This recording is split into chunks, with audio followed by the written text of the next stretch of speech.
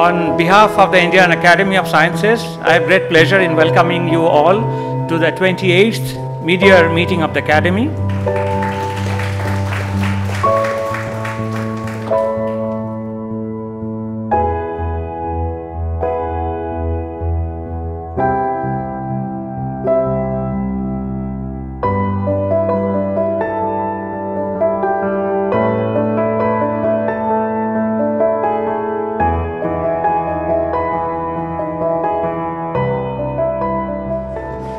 Welcome to the public lecture of the mid-year meeting of the Academy.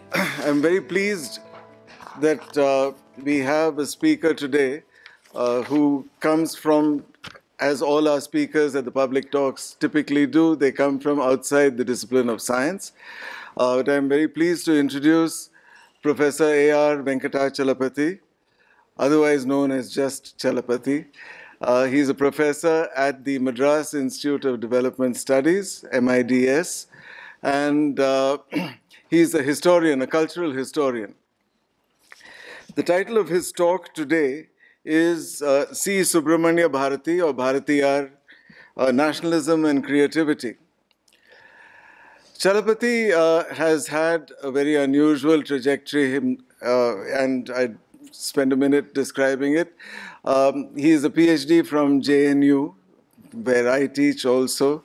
He did his PhD in 1995 under the supervision of Professor K.R. Panikar. Prior to that, he did an MA in history by correspondence and a BCom prior to that. So there is redemption for all of us. Okay, so I think that this is sort of very unusual. Chalapathy writes frequently in the newspapers. Many of the readers of the Hindu would be familiar with his work. As recently, this year, he wrote some very, very insightful pieces on the Jallikattu, the controversy that took over Tamil Nadu in January. The floods, he wrote about that. He writes about a lot of social issues, and he writes extensively in Tamil,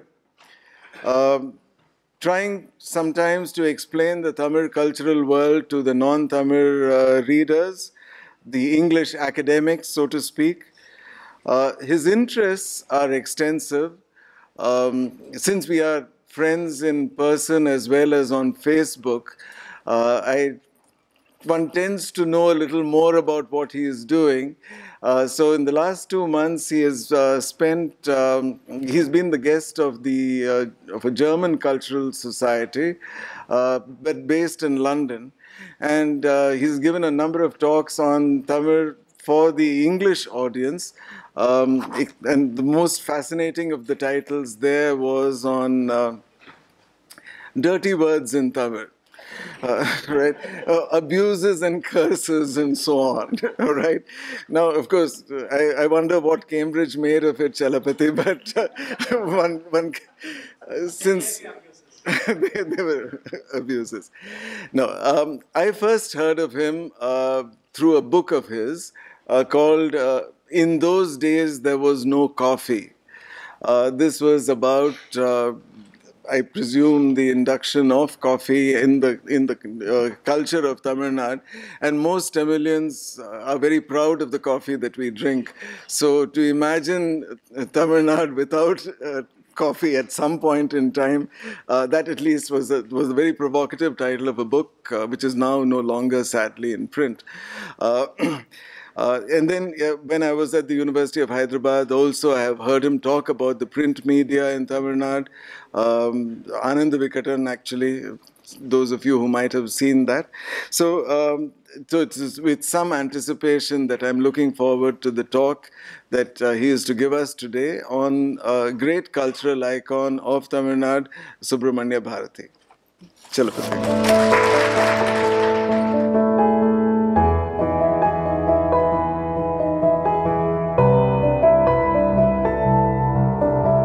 I'm very honored and pleased to be here. But when I first told my wife that the Indian Academy of Sciences has invited me to give a special talk. She was shocked out of her life. She said, what has happened to the state of sciences in India, that the premier body of scientists should invite somebody like you, who is poor in every kind of science. Your IQ is low, your maths is poor, that's why you did history. So she was quite shocked. And I'm not only a historian. The other disqualification I have is that I am also a Tamil Pulavar, Tamil Pandit. So a great education minister. Yes, we did have great education ministers in our country. Let us be reminded of that. Avinashlingam Chettiar famously said that Tamil Pandits didn't even know how to operate an electric switch. So I'm not only a historian but also a Tamil Pandit. So my wife said, don't make a fool of yourself. I never listened to my wife.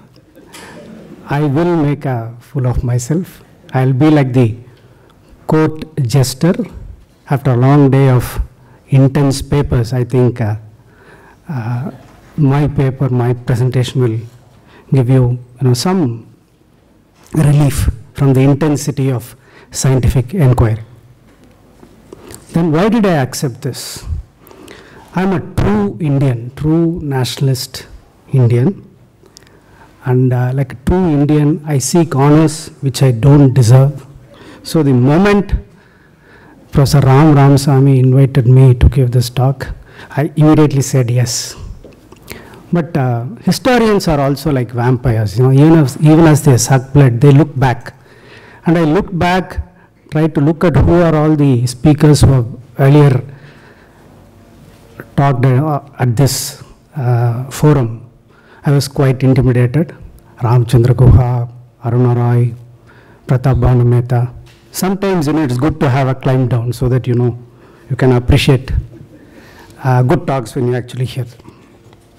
So first I was wondering what I should speak to an audience like this, because as I said, I'm a cultural historian. I'm interested in arcane things like coffee, advertising. I also seem to have some prurient interest, so I did a paper on dirty words. So I've done things like that. I've been interested in the history of the early nationalism in Tamil Nadu, the Dravidian movement, etc. But then I thought, perhaps Bharati is a figure whom I'm fascinated by.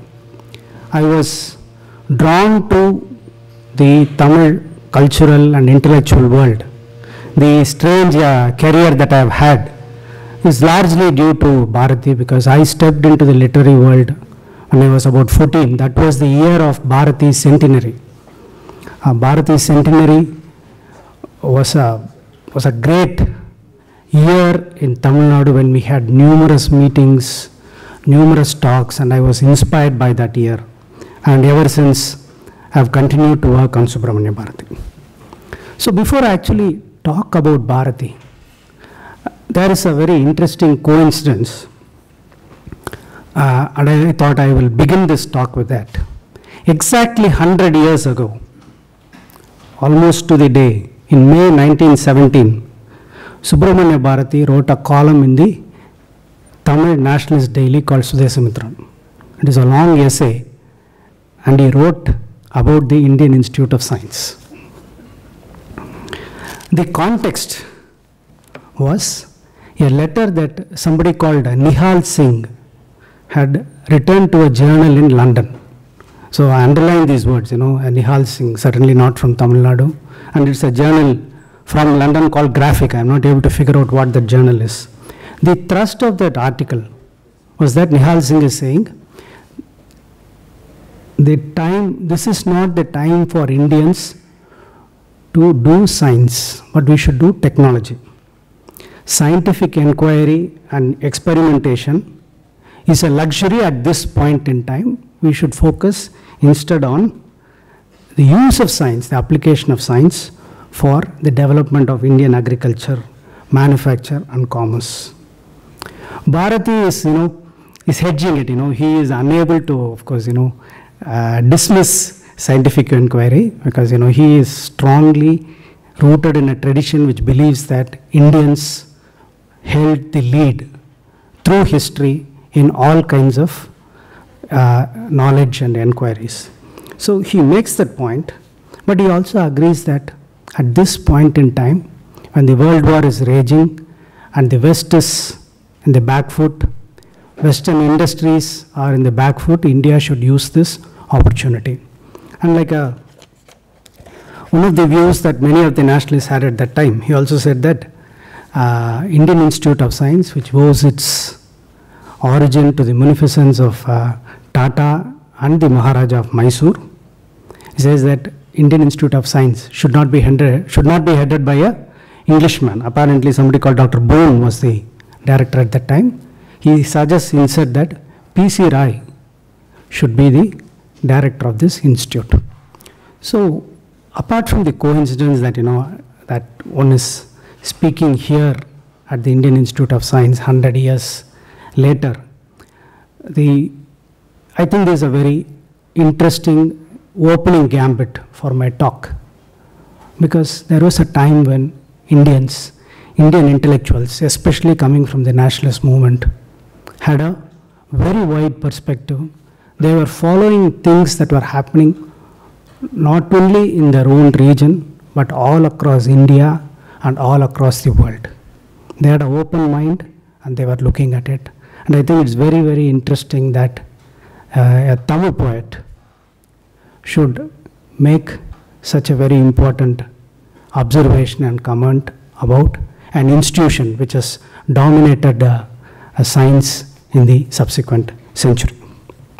So throughout this talk, what I will be doing is that I will highlight how Subramania Bharati was being influenced by ideas from across the world and how he was in touch with the best minds of the world all through his very short life.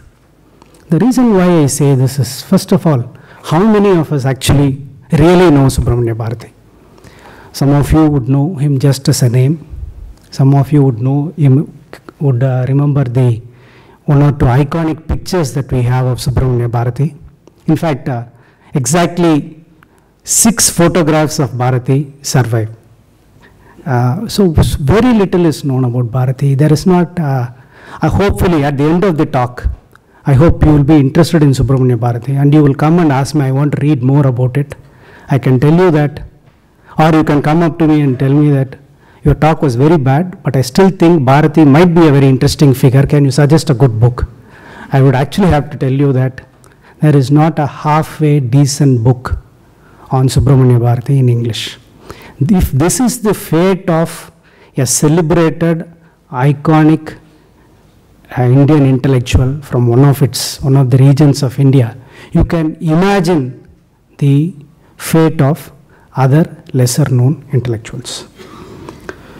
So let me start out with, I would try to recapitulate his life, but by focusing on the influences that he had. So this would be my project this evening.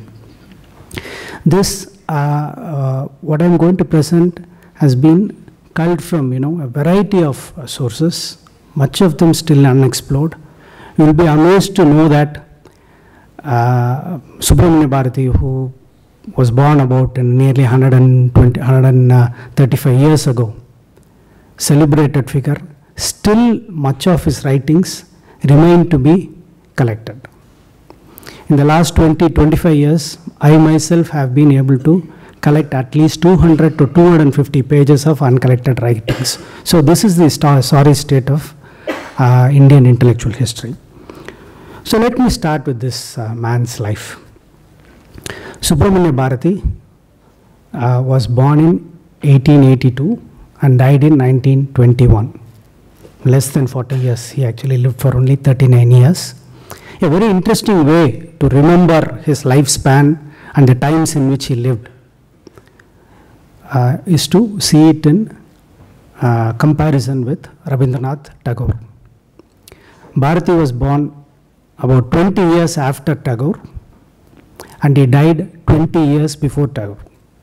So this is a clear contrast, and in almost every aspect we can say that it was a study in contrast. If Tagore was celebrated in his own lifetime, Subramania Bharati was unknown, almost unknown in his lifetime. If Tagore's writings were published extensively in his own lifetime, more than half of Subramania Bharati's writings were not published or collected as books in his own lifetime. And I think the most poignant comparison or contrast would be their death. When Tagore died, there were riots in Calcutta. The Bengalis, they assembled together. There was a mob, and they almost tried to, pull out every hair from Tagore's body as a relic. That was the kind of adulation that Tagore received in his lifetime. When Subramania Bharati died, there were exactly 11 people who attended the funeral. And so far, I have been able to trace only 2 obituaries. The great nationalist poet dies, only 2 obituaries have been located. So this is the kind of contrast that I want you to keep in mind. A poet, a writer who lives only for 39 years and at a very kind of inconvenient time period. If he had lived another 10 years, even if he had been only 40, but if he had lived another 10 years, it would have been very different because there was a big boom in Tamil publishing in the 1920s. And there are also other attenuating factors to which I will come to very shortly. You should also remember that, I will go into the details in a little while. Of the 39 years, 11 years were spent in exile in Pondicherry. So of 39 years, 11 years were gone. More than half of his adult life was spent as an exile in Pondicherry. And that was also the time when the First World War happened. Of course, he wouldn't have known that it was the First World War. It was the war. I am reminded of, a student, one of my students at Tirunelveli, I had given a lecture on the Second World War. At the end of the talk, at the end of the lecture, one of the brightest students came and asked me, "Sir, you talked about the Second World War. Does that mean there was a first one?" So this is the kind of situation in which, one is trying to create awareness about our great historical personalities. Now, where was Subramania Bharati born? His life, the trajectory of his life, the space that he covered in his life also tells us a lot about how India became a modern nation. Subramania Bharati was born in Ettayapuram. It was a zamindari at that time. To give you an indication of how remote it is about 100 kilometers south of Madurai and probably 60-70 kilometers north of Kanyakumari. It's in a very bleak landscape, what is called the black cotton soil, which is very fertile, but there is no water at all. It is a very dry place. And Subramania Bharati was born in that zamindari, but the zamindar was he was not exactly the Maharaja of Baroda or the Maharaja of Mysore, but he was a fairly enlightened man. That zamindar supported one of the clients, if you may say so, whom he patronized was Muthuswami Dikshidhar, one of the 3 of the Carnatic Trinity. And in fact, Subramania Bharati knew Muthuswami Dikshidhar's grand-nephew called Subrama Dikshidhar. Subrama Dikshidhar is also known for a massive work that he wrote on music called Sangeeta Sampradaya Pradarshini. So Bharati knew him. From there, in that small place, he was born. He had his traditional education there. He went to a Payal school, Thinnai Pallikudam. And from there, when he was about 10 years old, he moves to Tirunelveli, the nearby town, where he studies in the Hindu college.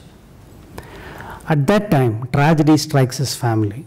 So that becomes a very important turning point in his life.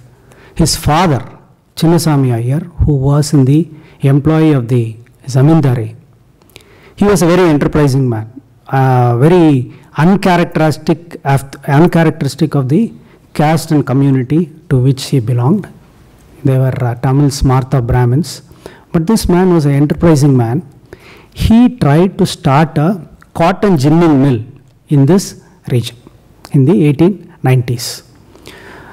This black cotton soil, as I said, is very conducive for the growth of cotton. And this region experienced a very interesting boom in the 1960s for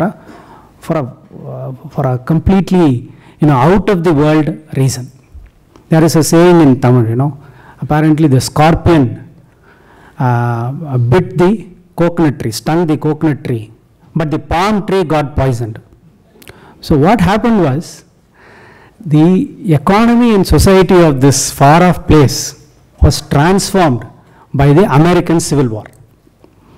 In the 1860s, when the American Civil War takes place, the cotton supply from the south of the US is cut off, and the northern part wants to have cotton to process in its industries.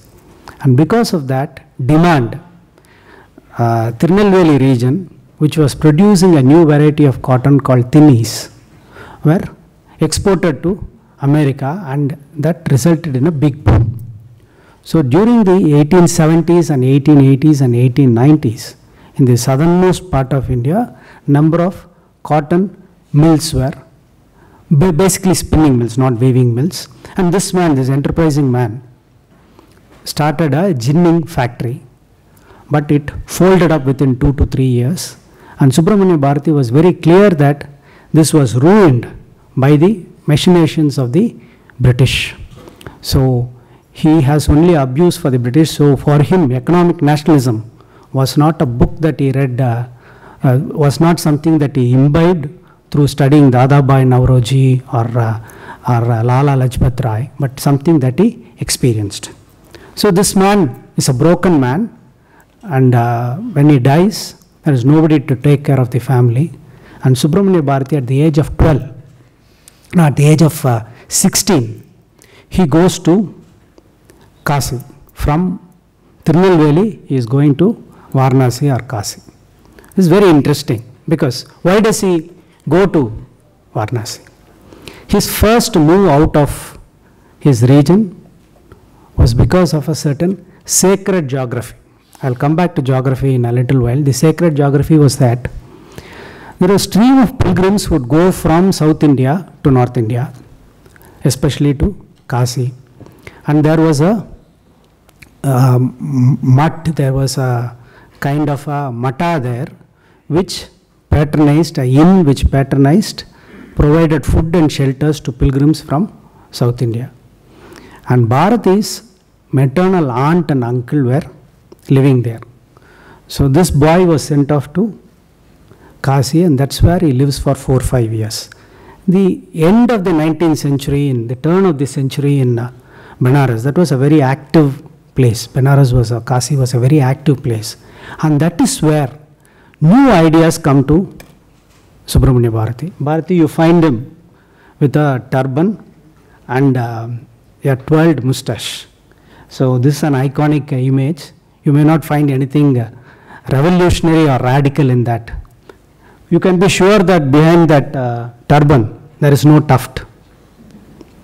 Bharati removed his tuft and also shaved off his beard and began to sport a moustache. And not just a moustache, but a twirled moustache, which is actually a sign of, it's like a chip on the shoulder, he's trying to provoke people. So for a Tamil Brahmin at that time, to cut off his tuft and have sport a moustache and also provocatively twirl it was a real radical departure. And this is the time, I suppose, he was getting introduced to the romantic poets. And very interestingly, while most of his contemporaries across India were taken in by Wordsworth and Coleridge, Bharati was more influenced by Shelley. Shelley's radicalism greatly impresses him. So at one point in time, he also uses a nom de plume. He uses the pen name of Shelly Das. And also, like many of his contemporaries, he also briefly flirts with atheism. So the young radical is made in Kasi. If he had continued to live there, we don't know what would have happened. But once again, fate intervenes. In 1903, the Delhi Darbar takes place, and the Zamindar of Etaibram, he comes to the Darbar, and on his way he stops at Kasi, and he tells Bharati that you should come back to the Zamindari. I will give you employment. So Bharati goes there. But by the time, the world had completely changed. In the late 19th century, these local courts and zamindaris, what they were doing was, they were splurging their money on non-productive things. The zamindars and rajas were living a life of luxury, and the hangers-on in the court were meant to, entertain the zamindars with songs, lewd songs, bawdy songs, and erotic poems. So Subramania Bharati is there, and within a year and a half, he is fed up. He flees that place, and then he comes to Chennai. Here, he is hand-picked by a very interesting figure called G. Subramania Iyer. G. Subramania Iyer is now practically forgotten, but his legacy is still on. The nationalist Hindu daily, The Hindu, was founded by G. Subramania Iyer in 1877. And a very important and very interesting reason why he started that newspaper. That was the year when the first Indian judge was appointed to the High Court, Muthuswami Iyer. There was great protest from the Anglo-Indian press that Indians cannot and should not be High Court judges. The Hindu was started to protest against this. Subramania Iyer, within 10 years' time, he also starts a Tamil newspaper called Swadesamitra. So these two newspapers dominate 20th century Tamil culture. Of course, Swadesamitra dies in the 1960s and 70s. The Hindu continues to be published. So Bharati, the other interesting dimension of this was that nationalist ideas were beginning to come up in this time. 1885, the Indian National Congress is founded. But right from the beginning, there is a tension within the Indian nationalist fold. On the one hand is the reality of an alien country, alien rulers ruling our country. That was one reality. The other reality was the great social inequities in the country. So how to contend with both of these? The backwardness of the Indian social world combined with an oppressive colonial alien rule. So this tension is there, and most of the early nationalists who were political radicals often tended to be very conservative in their social outlook. This was an issue that plagued the Indian nationalist movement. The great Mahadev Govind Ranade, who was a great social reformer, but when his wife died, he took up a very young woman as his wife. Tagore married off his two daughters at a very, very young age.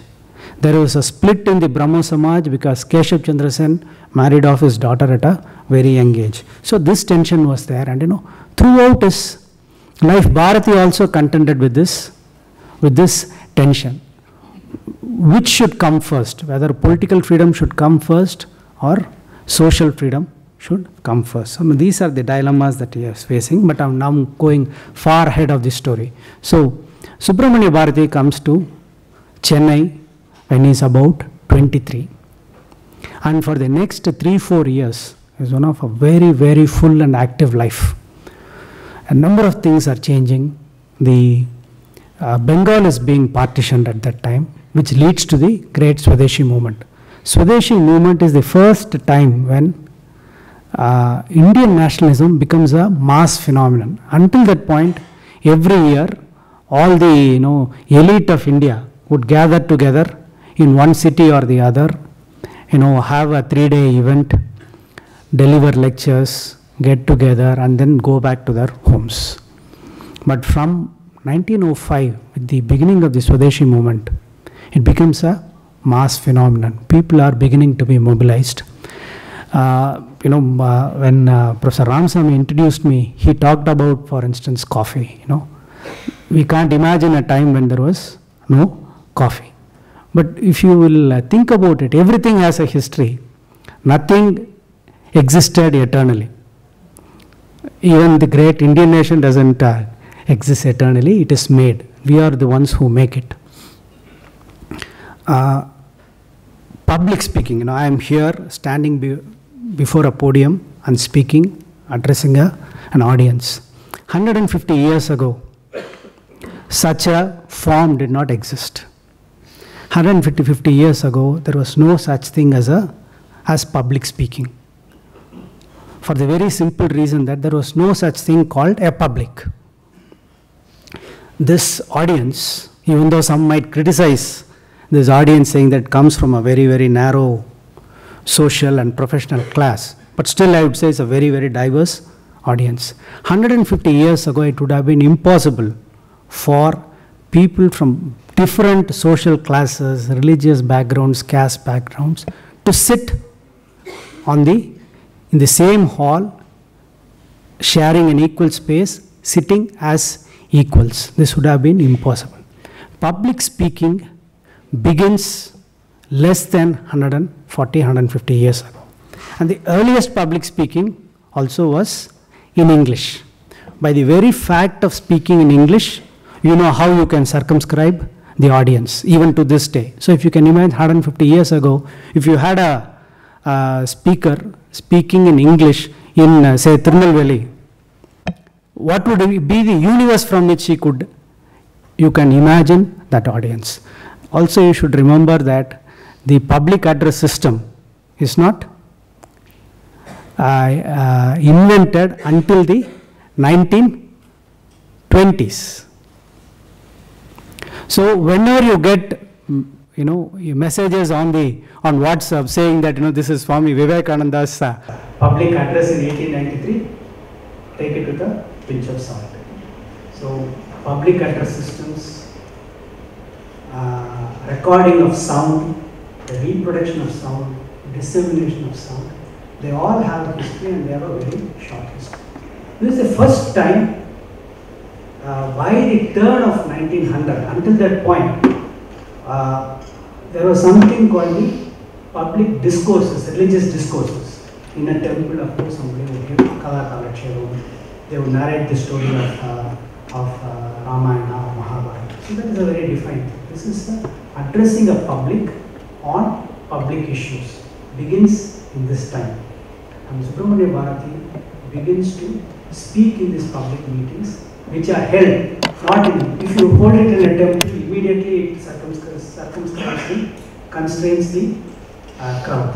So the first meetings, public meetings, are held on the beach of Marina. And we have police reports which indicate that about 1,500 people actually get together there. And also this is at the same time that a new form of affective, emotional attachment to land begins to come up. As I said, Bharati begins to sing songs about the Indian nation and the Indian people. Now something like Sare Jahan Se Acha or Parakule Nalla Nadu or whatever, in various Indian languages you have songs extolling the glory of the Indian nation. If you look at it, once again it has a very short history. Only from the very fag end of the 19th century, the land in which you live is praised in a certain way as a land that encompasses the people and is the territory of that people. Is a very new notion that comes up, and Bharati is one of the first to begin to sing about these things. So there is a very different way in which land is conceptualized. As I said, Bharati was a Brahmin, and I suppose he would have he was very well versed in Sanskrit. I am sure he knew his Abhivataye well. He would have very easily said, Jambudvipe. I am a Shudra, so my quotation might be wrong, but Jambudvipe, Aryavarshe, Panchadravade, the sequence of the imagination of space in Abhivataye is very, very different from how this very same land, the nation, is imagined during the nationalist movement. So the first time you find that land is articulated in terms of the people who live in it and the culture that it embodies, and a new kind of emotional relationship begins to develop. And Bharati is one of the first persons to articulate this in the Tamil language. Tagore has done it in Tagore and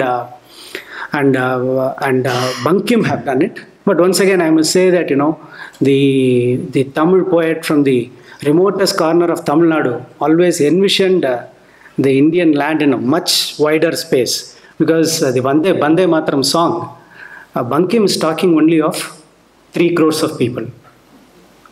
He is only talking about Bengal. But when Bharati translates this poem into Tamil, he does it twice. That's very interesting. He translates it not as 3 crores but 30 crores. And then he puts a footnote.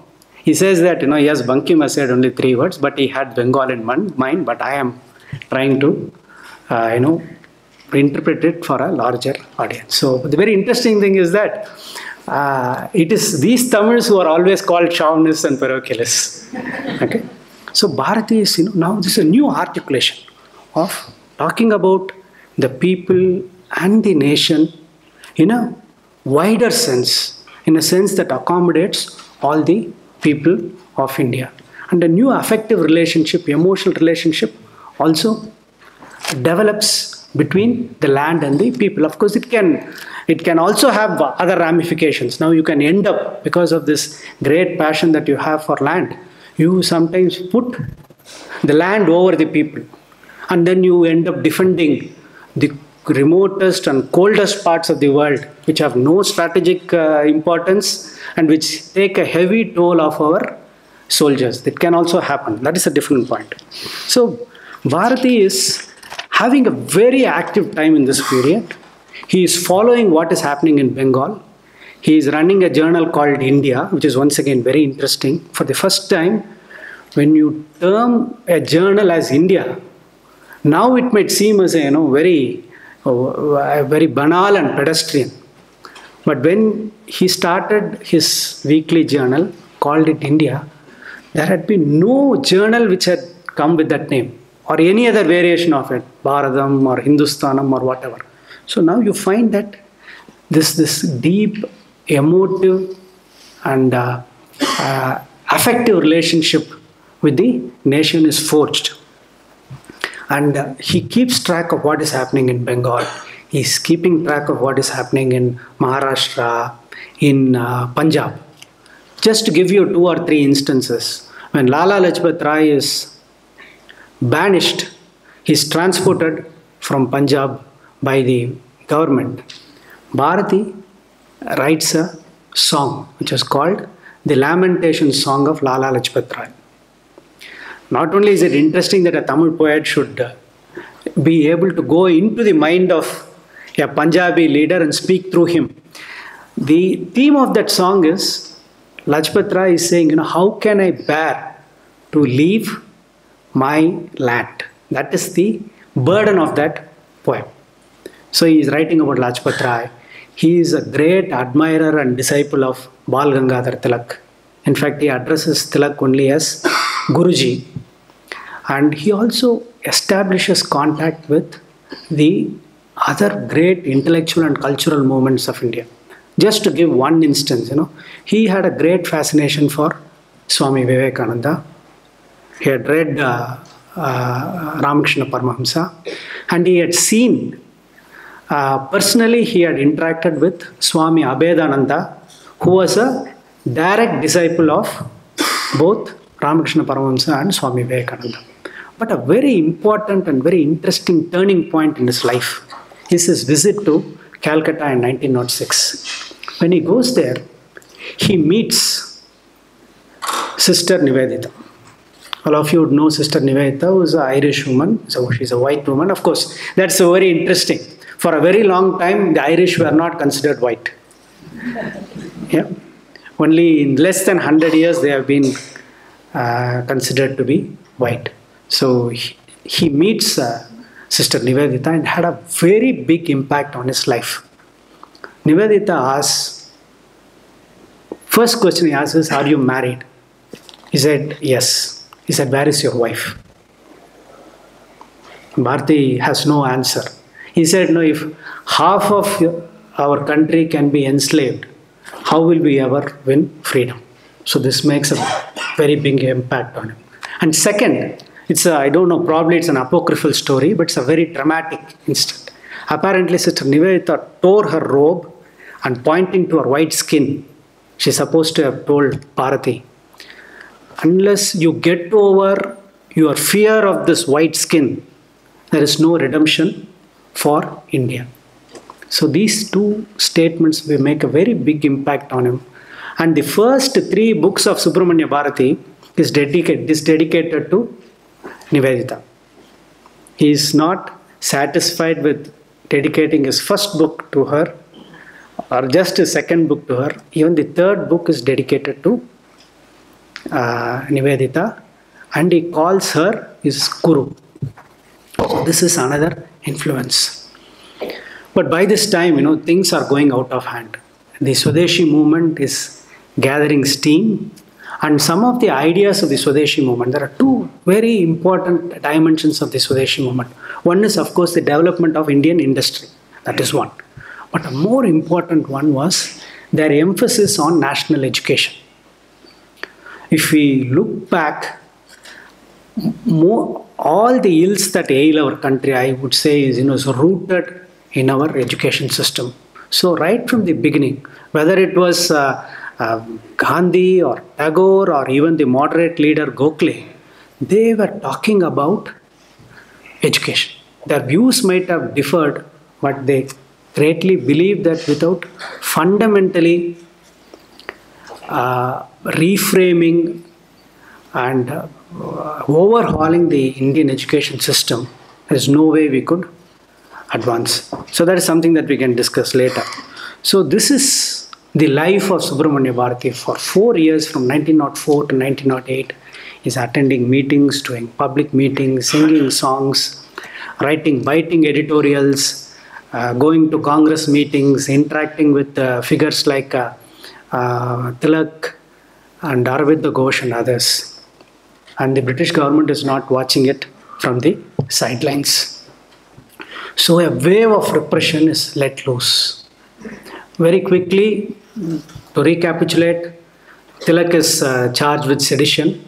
And you must remember that, this is this very case, the case law that involves King Emperor versus Bal Gangadhara Tilak is to this day cited in the sedition cases. So that's a very interesting lesson that we should learn. The same arguments are put forth against the young men of India.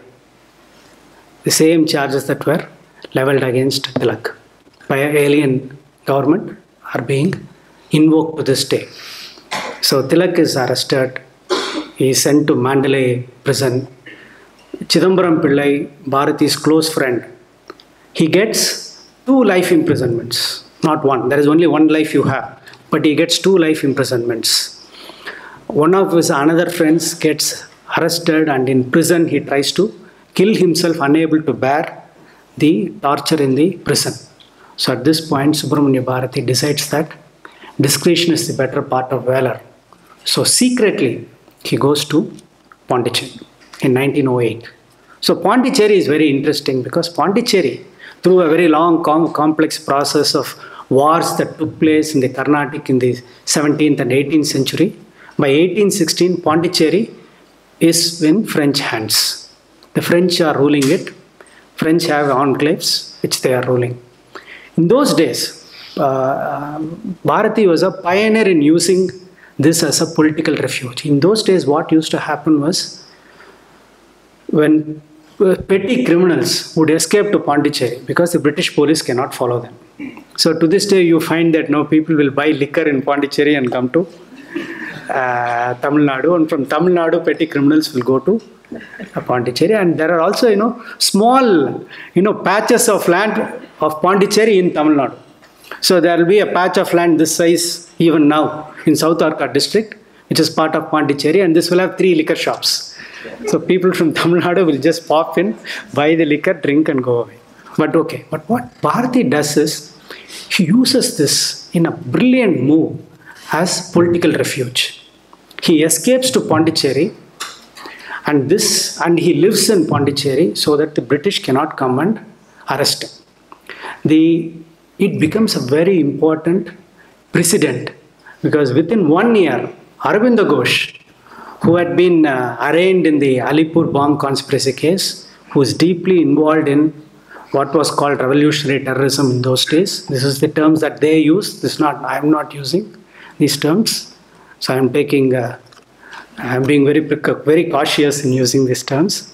So Aurobindo Ghosh, after he is acquitted in the Alipur bomb case, he also uses Bharati's example, and he comes to Pondicherry, and very interesting, for the next 40 years he doesn't leave that place.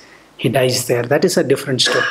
Following him, VVS Iyer, who was a close associate of V.D. Savarkar, and who is also involved in the killing of Curzon Wiley, the British official in London.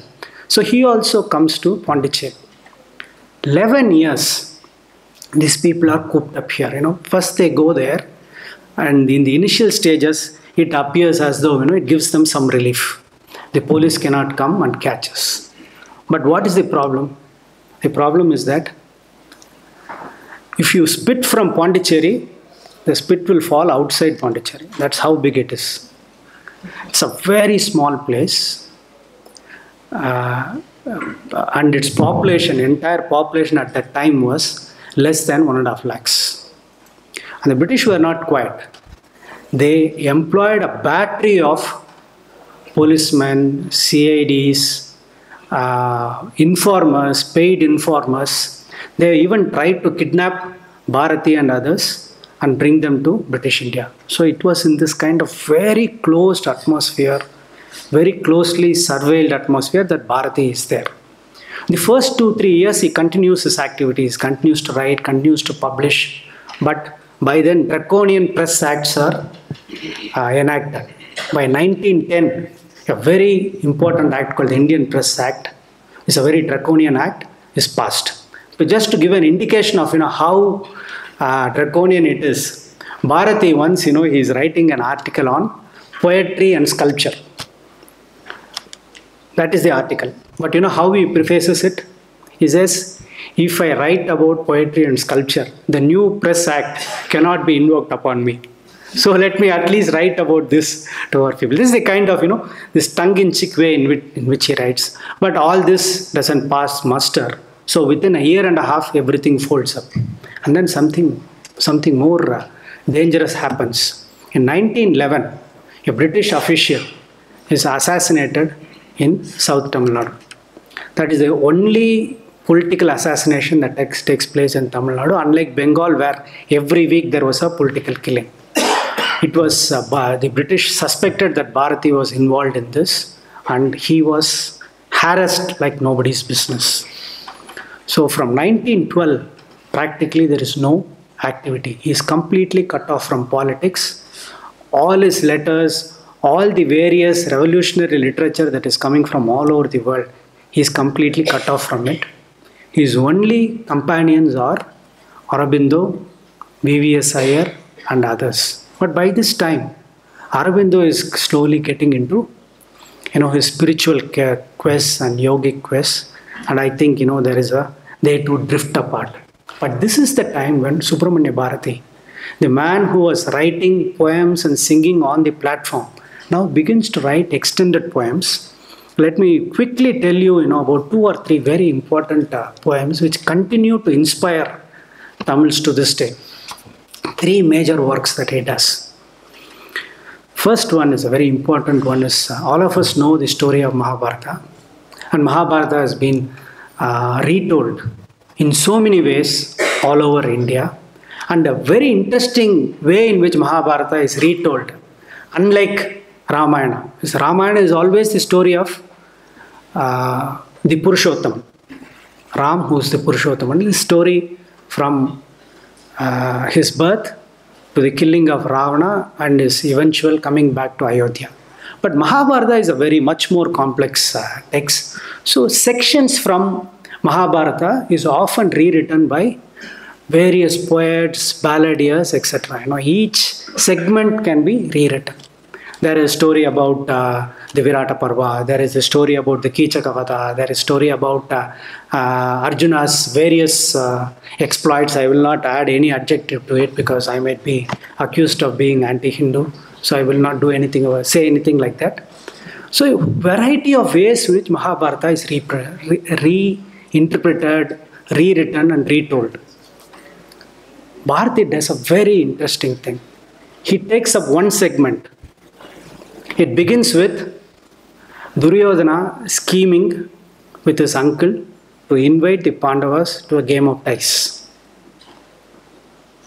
He succeeds in inviting him. They come. They play a very bad game of dice. They lose. They lose everything. They also finally stake Panchali, Draupadi. She is publicly humiliated. And then Panchali takes this fiery oath that she will not tie her hair until these lechers and these rogues are killed, and only with the blood of Duryodhana and Duryodhana I will wash my hair and tie it. What Bharati does is he takes this segment and he stops with the fiery, dramatic oath of Panchali. There is not a single word about nationalism, colonialism, drain theory, nothing. He only retells the Mahabharata story. And in a very interesting exercise, one of my very close friends, we sat together and compared this section with the original Mahabharata. He follows it very closely, but the poetic genius of Bharati is unmistakable. Even though he's using the same words, same phrases, and he rewrites it in Tamil, it's a new charge. What happens to language when a new ideology of nationalism comes in is something, unbelievable. That is, I think, is the crux of what I'm trying to argue. To come back to the story, but anybody who reads it, there is no doubt at all that this is not about something that is happening 3,000, 4,000 years ago in some far-off place in North India. It is about the here and the present. Every term, every word that he uses has contemporary meaning. And that is how he writes this great poem. I'm sure there are a lot of Tamil people here. Just to give one instance, Dharmathin Vazhvadanai Soodukavum, Dharmam Marubadiyum Vellak Kanbum. He says that. He said, yes, Dharma will be overshadowed by conspiracy. But it will come back again. I am giving it to you in a very, very flat manner. But the power with which Bharati articulates it is great. So, say, nationalism is articulated in a very creative way. This is one. The second very important poem, or a series of poems, is called Kannan Pattu. Now, we all of us, I assume, knowledge about Indian devotional traditions. Bhakti movement is, I think, South India's greatest contribution to Indian culture. The direct relationship between devotee and God, which transcends all material and social divisions, is one of the great contributions of South India to North India and to the entire Indian culture. This bhakti movement also creates great amount of creative poetry. The great poetry of Alvar, Nayanmar, down to the devotional poems and musical compositions of Tyagayar and others are all rooted in this. What Bharati does is he has a very special relationship with Krishna, whom he calls in Tamil Kannan.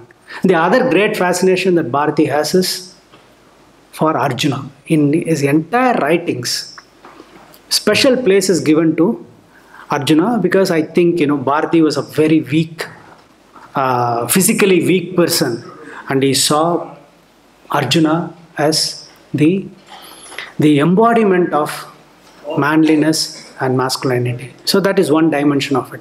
So what he does is he writes poetry about address to Krishna, address to Kannan, but it is not addressed to Kannan the Lord. He sees Krishna as a lover, as the lady love, as the beloved, as father, as servant, as guru, as friend, as teacher.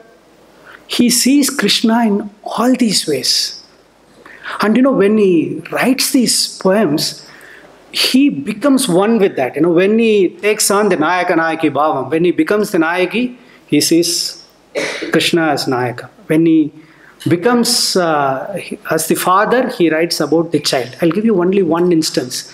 One of the poems is addressed to Krishna as the child. We had a very interesting question. Yes, the Krishna is the child. So the writer, is the writer the father or the mother? When we looked at it closely, the very first line gives it away. So once again, I will quote in Tamil. He said, Chinnanjiru kiliye kannamma selva kalanjiyame ennai kali teerthe ulaginil etram puriya vandai. Only a mother could say this. Basically, he says, wonderful Kannamma, because of your birth, the abuses that I have received have all been gone. What is the abuse? What is the abuse that women receive in this country? Within the 3rd month of marriage, people start coming home and asking, is there anything special? And within 1 year, if there is no child, she is abused as being barren, malady. Tamil language, Indian languages are all full of, you might not have words for nanotechnology and various other scientific things. To abuse a woman, all our Indian languages have a great and wide lexicon. So the first thing that this man says is, how much he internalizes the motherhood. So he says the first thing he is able to say is that, now I am relieved of all these abuses. So he goes on like this. I think I have about 10 minutes or less. So this is how he is in this constrained world of Pondicherry. He is, writing, and he is also a pioneer in a number of things. He writes short stories. He doesn't write a novel, but in one very interesting way, he's a very important pioneer. While he was deeply steeped in Indian scriptures, he was reading the Upanishads, he was translating from the Upanishads. He was also reading Walt Whitman on the one side. On the other hand, as far as I know, the earliest writing about Japanese haiku poetry in any Indian language, Bharati is doing it.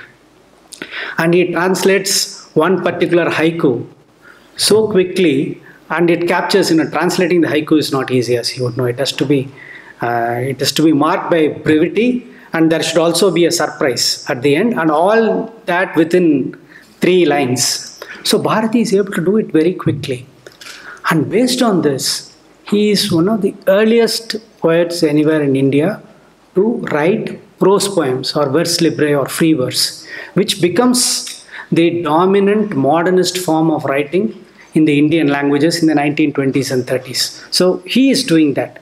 He is doing a number of all these kinds of innovations. He is fashioning a new language. Even if some of his earlier writings, which talk about, the immediate nationalist movements, events, might become out of date, the language that he has used becomes very, very influential. And to this day, anybody who wants to start, say, a newspaper or a news magazine or a journal, invariably will find that they will pick up a phrase from Bharati and put it as the title. Any number of Tamil journals are named from Bharati's poetry. And the slogans for all the magazines, for all political meetings, they still draw from Bharati. So one of the fundamental contributions of nationalism at that time is that it changes and empowers language.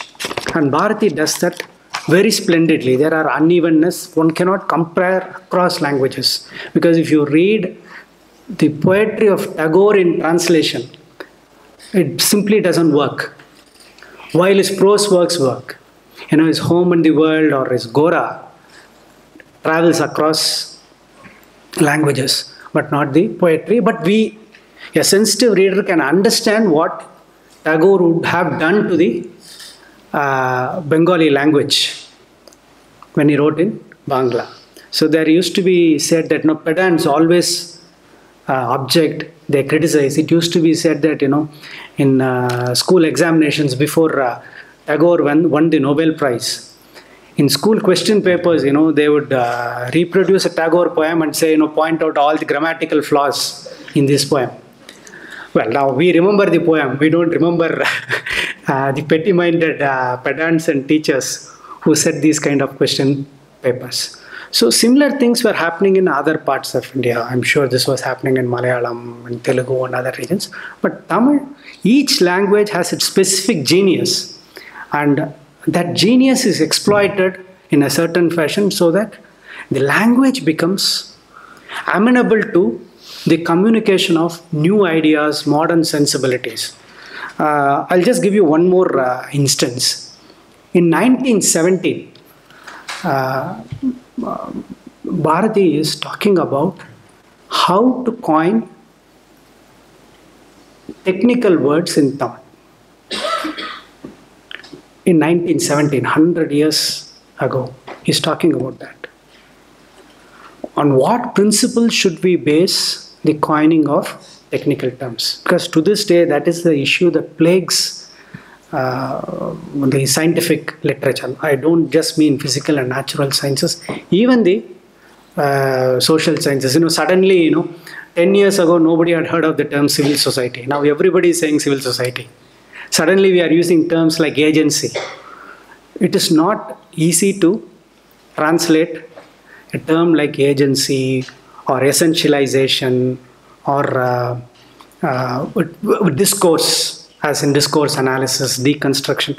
So Bharati is very consciously talking about the production of knowledge, how language has to be harnessed for the creation, dissemination, and expansion of knowledge. But all through this time, I come to the concluding section.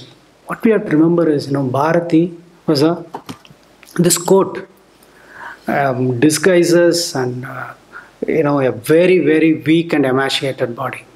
All through his life, he was known to have very poor health, and also it is very evident that he's a very high-strung personality. Not surprising at all. I don't know whether he had bouts of depression like Tagore had. Tagore had many bouts of depression. We don't know whether he had that. But he was a high-strung personality. Completely, there was a disjunct between the material life and the outer life and his own inner life. So he also got involved and interested in various Shakta rituals. And at some point in his life in Pondicherry, he began to use tobacco and opium.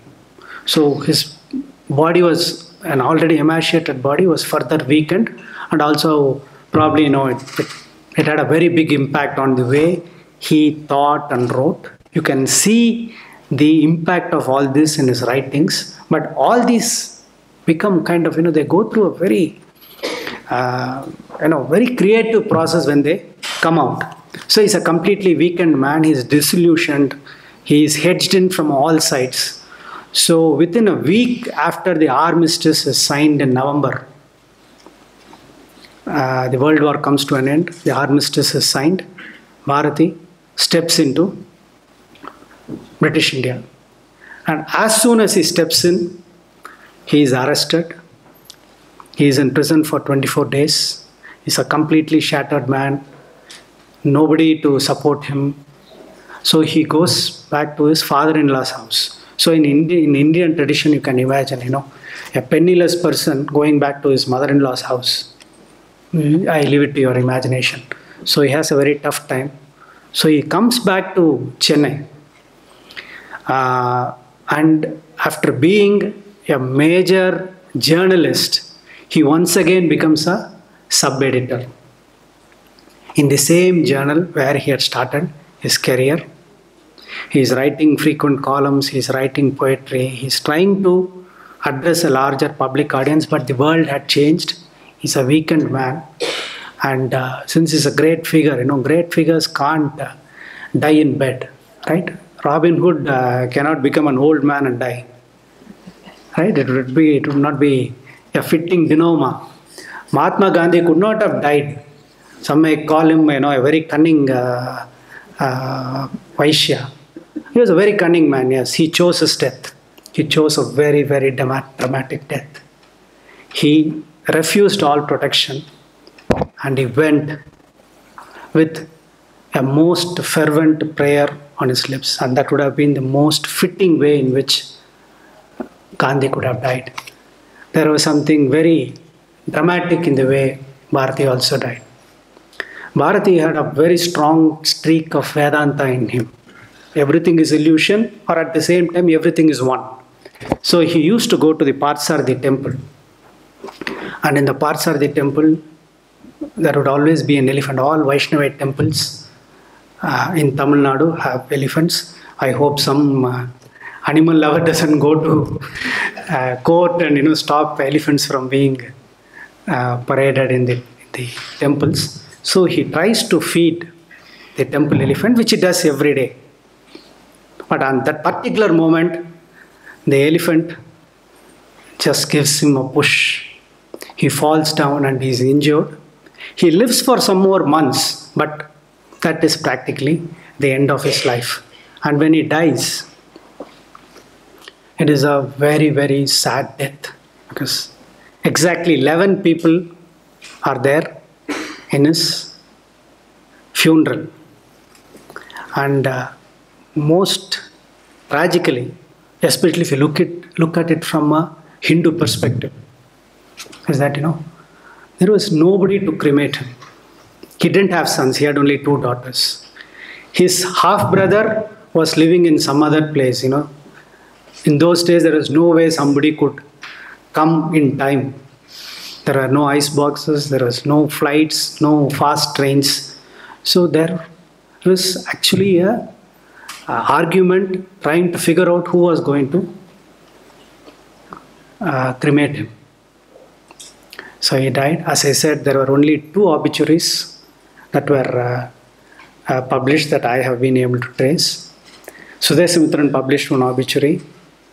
The Hindu published an obituary. It was a short obituary. It was the 3rd editorial, not the 1st or 2nd editorial. Bharati died. And more tragically, more than half of his writings were not published when he died. But of course, Indians, especially Tamils, want their icons and heroes to die so that they can be celebrated. So after he died, within a few years, Tamils started celebrating him. Now there is a historian giving a talk to fellows of the Indian Academy of Sciences. Thank you very much.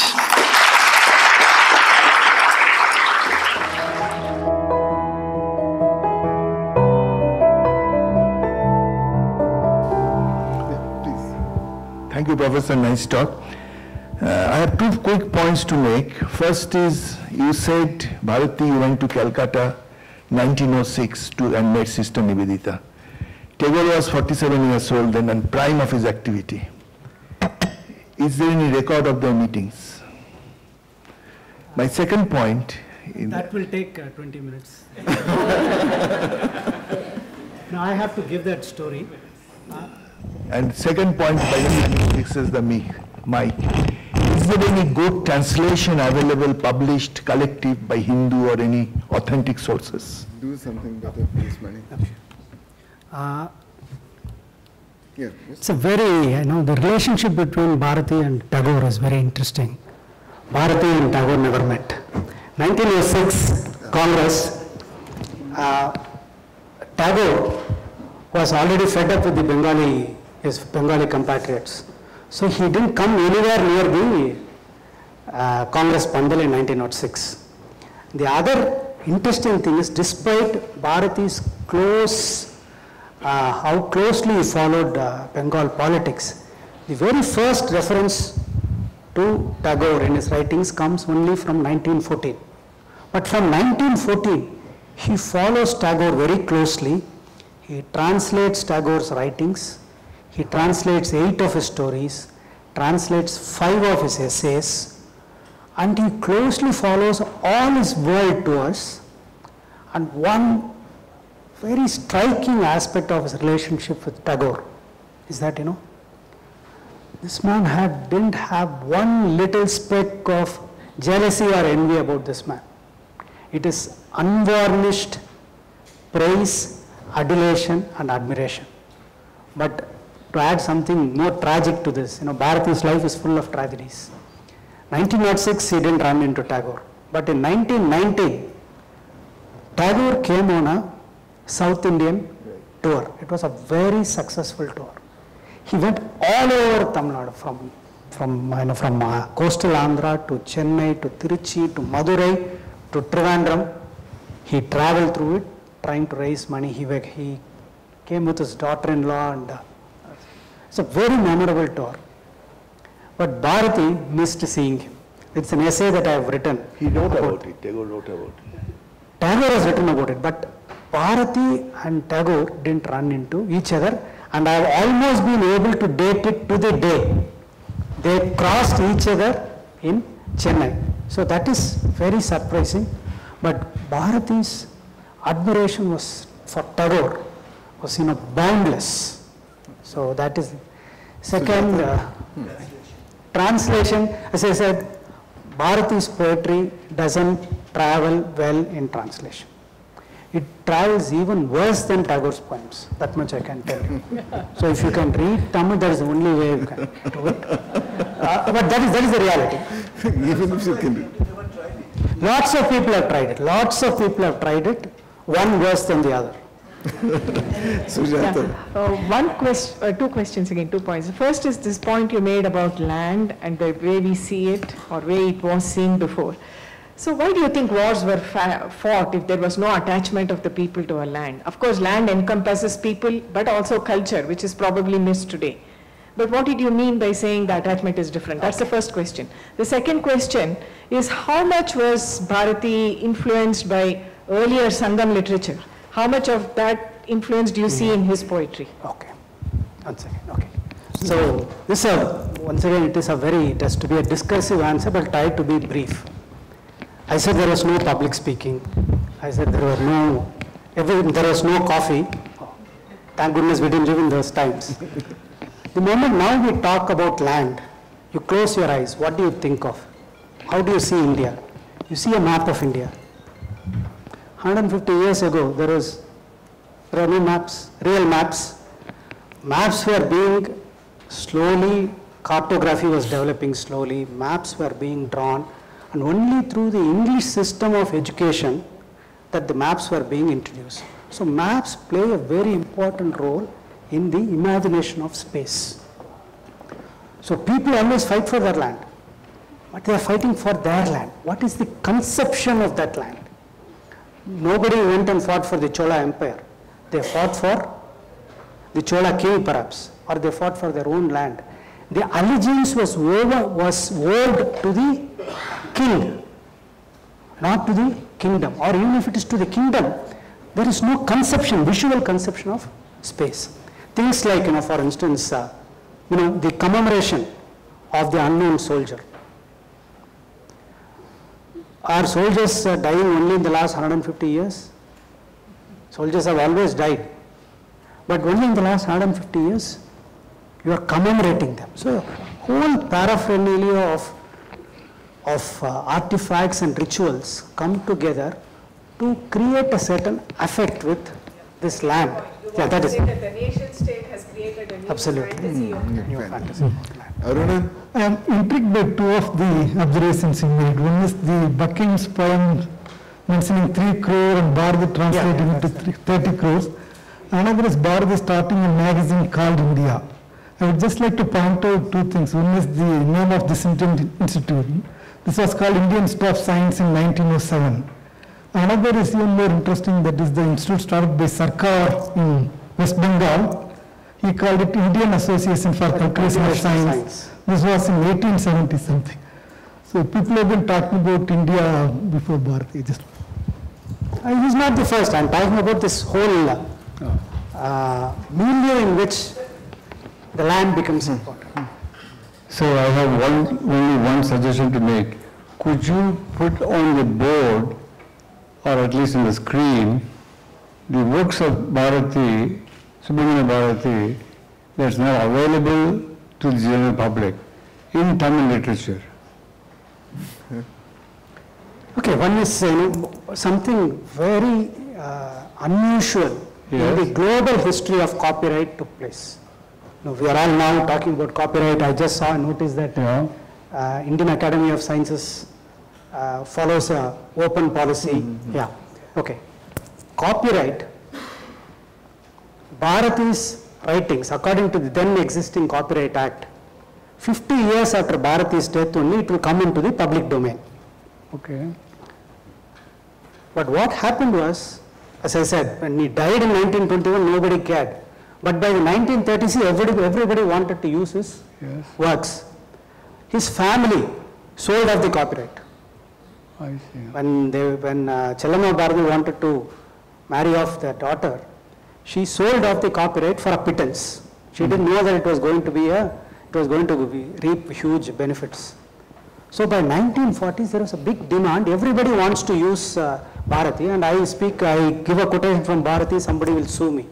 So there was a big campaign, and in the first time in the global history of copyright, the government bought the copyright and put it in the public domain. So right from 1949, Bharati's writings are there in the public domain. To indicate how radical and revolutionary this was, I will take the comparison of Tagore. Tagore died in 1941. By the time, in the next 20-30 years, the Copyright Act was amended to make it 60 years. So still 50 years. So 1991, Tagore's writing should have come into the public domain. But what happened was Vishwa Bharati campaigned, schemed and arm twisted the then minority Congress government to extend the copyright by another 10 years. See the exact reverse of what happened to Bharati. This is not an ordinary thing. Suppose I use my creativity to sing Tagore's poems in a certain way. Vishwa Bharati will say, how dare you sing it in this manner? You have to sing it only in this manner. This kind of copyright restriction was there. Bharati was freed from copyright in 1949. So all his writings are easily available, but the big problem is translation. I think the Tamil middle class has failed Bharati in terms of translation. You look at Tagore, how many translations have come? Many of his works have been translated more than once. Same thing should happen to Bharati. So you were referring to black soil and fit for cotton growing parts of Tamil Nadu, and that was a period when England was deprived of import from America, and British were looking for fit landscapes in India, and they selected North Karnataka also along with that. Okay. But then interestingly, North Kerala district, from where we were to export, that was part of the Madras presidency. Okay. They cut off that from North Kerala from Madras presidency and then next to Bombay, and then exported cotton. I just wanted to remind. The question here? Yeah, it's just coming to you. Yeah, you spoke of Bharati having an extremely pan-India national view. What in his work refers to matters such as caste, or about what kind of internal divisions? India's initiative was so badly divided into several social stratifications. So did he refer to this in any of his literature? Okay. So once again, a quick response, because it is a process. Many of us don't have real, depending on the context, we respond in different ways. Bharati originally, one of his first writings in 1904 was that he said, if we don't reform our society, if our society doesn't become a better and equal society, until then we will not be qualified to become a free nation. That's what he says in 1904. But within 2 years, he has a very interesting phrase. He says that those who make social freedom a precondition for political independence are either scoundrels or fools. They are either scoundrels or they are fools. He takes that position. But all through his life, he talks about caste. He talks about the divisions. He says we have to address them. But this is not the business of the British. That cannot be used as an excuse for denying us our freedom. Later in his life, he takes a very antagonistic position to the emerging non-Brahmin movement. He's very critical of it. But all the time, he has a very critical relationship with Hinduism. He does not believe that Hinduism, the ancient scriptures, endorse caste division. That is his position. He talks about that repeatedly. He also argues with Tagore. He says that the old system has been corrupted. And he also has a one of his last poems talks about the nature of Shrutis, Smritis, Puranas. He constantly engages with it. To put it in different words, if he didn't engage with all these questions, I don't think we would be talking about him. He would be a relic in a museum. Okay. Well, on behalf of all of us over here, let me thank Chalapathy for a most engaging and enlightening talk. I mean, true to what you promised, Chalapathy, by the end of your talk, we are asking you for books and references and more details about Bharati. It's certainly been very educational, and thank you for putting it in such delightful context. On behalf of all of us, I'd like to present a small memento.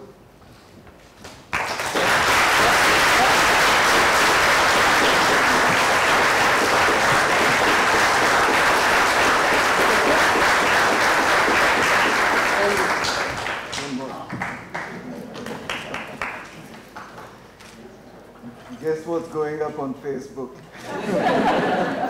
Does it give a figure for my IQ?